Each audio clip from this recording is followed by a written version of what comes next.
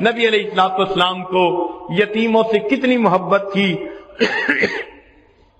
ایک مرتبہ عید کا دن ہے، نبی علیہ السلام اپنے مبارک گھر سے عیدگاہ کی طرف تشریف لے جانے لگے۔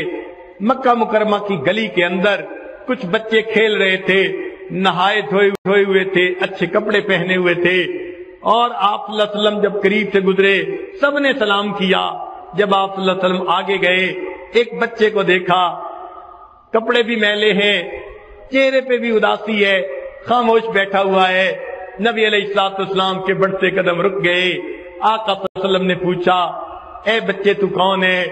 اس نے کہا، میں یتیم مدینہ ہوں، میرے والد فوت ہو گئے، اپنے والد کو یاد کر رہا ہوں، وہ زندہ ہوتے مجھے نئے کپڑے لا کے دیتے، میں بھی اچھے کپڑے پہن کے ان بچوں کے ساتھ کھیلتا، میں اپنے والد کو یاد کر رہا ہوں۔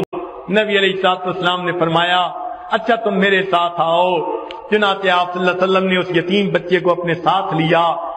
آگے جانے کی بجائے آپ صلی اللہ علیہ وسلم واپس اپنے گھر تشریف لائے۔ سیدہ عائشہ صدیقہ رضی اللہ عنہا کو فرمایا، حمیرہ اس چھوٹے بچے کو نہلا دو۔ ام المومنین نے اس چھوٹے بچے کو نہلا دیا۔ اتنے میں نبی علیہ السلام نے سیدہ فاطمہ الزہرا رضی اللہ عنہا کو پیغام بھیج دیا کہ حسن کے ہم عمر بچہ ہے، کوئی حسن کا لباس دھلا ہو تو بھیج دو۔ ادھر سے دھلا ہوا لباس آ گیا، بچے کو نیا لباس پہنا دیا گیا۔ سیدہ عائشہ رضی اللہ تعالیٰ عنہ نے اس کو تیل لگایا، کنگھی کی، خوشبو لگائی، آنکھوں میں سرما ڈالا، تیار کر دیا۔ اب وہ بچہ نبی علیہ السلام کے ساتھ چلنے کے لیے تیار ہے۔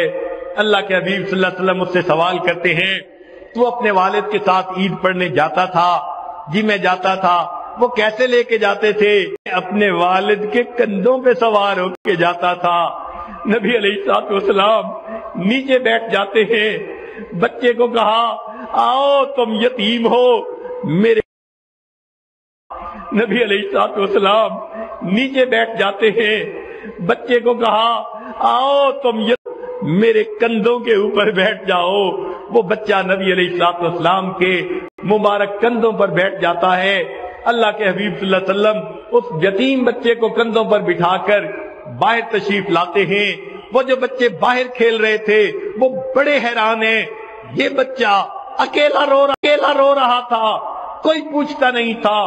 اب نبی علیہ السلام اسے لے کر گئے، اب نہایا نظر آ رہا ہے، اچھے کپڑے ہیں، سرما لگا ہوا، خوشبو لگی ہوئی، اور نبی علیہ السلام کے کندھوں پر بیٹھا ہوا ہے۔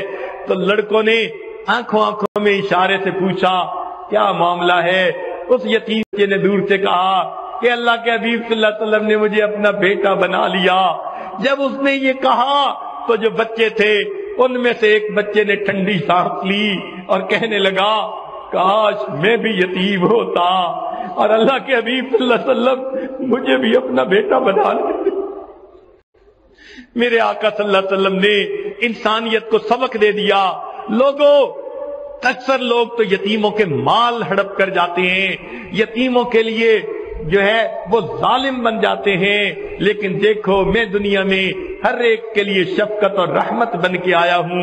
آپ صلی اللہ علیہ وسلم اس یتیم بچے کو لے کر مسجد جو ہے عیدگاہ پہ آتے ہیں۔ آپ صلی اللہ علیہ وسلم ممبر کے اوپر بیٹھے، کتابوں میں لکھا ہے وہ بچہ نیچے دی جو ہے زمین پر بیٹھنے لگا۔ اللہ کے حبیب صلی اللہ علیہ وسلم نے فرمایا، نہیں آج تو نیچے زمین پر نہیں بیٹھے گا، اوپر ممبر پر میں جاتا ہوں تو میرے ساتھ بیٹھے گا۔